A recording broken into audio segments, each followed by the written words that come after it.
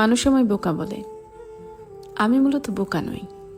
আমি আসলে স্বার্থপর হতে পারি না মুখের উপর না বলতে। আঘাতের বিনিময়ে আঘাত ফিরিয়ে দিতে আমি কখনো শিখিনি।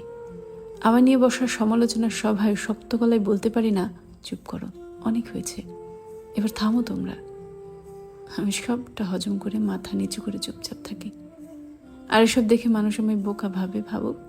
এই যে আমি মানুষকে ছুঁড়ে ফেলতে পারি না, বরং যারা কাছের তাদের হারানোর ভয়ে আরও খানিকটা শক্ত করে আঁকড়ে ধরি, জড়িয়ে নিয়ে নিজের সবটা জুড়ে। এতে কতজন আমায় কত সমালোচনা করেছে, সে করুক। তোমরা আমায় বোকা, ভীতু, ব্যাকডেটেড ইত্যাদি ইত্যাদি বলো। সে যাই বলো, তবে বিশ্বাস করো, স্বার্থপর কিংবা অহংকারী নই আমি মোটেও। আঘাত সহ্য করার ক্ষমতা আমার অনেক আছে, কিন্তু ভুলে যেও না আমি যে মানুষ।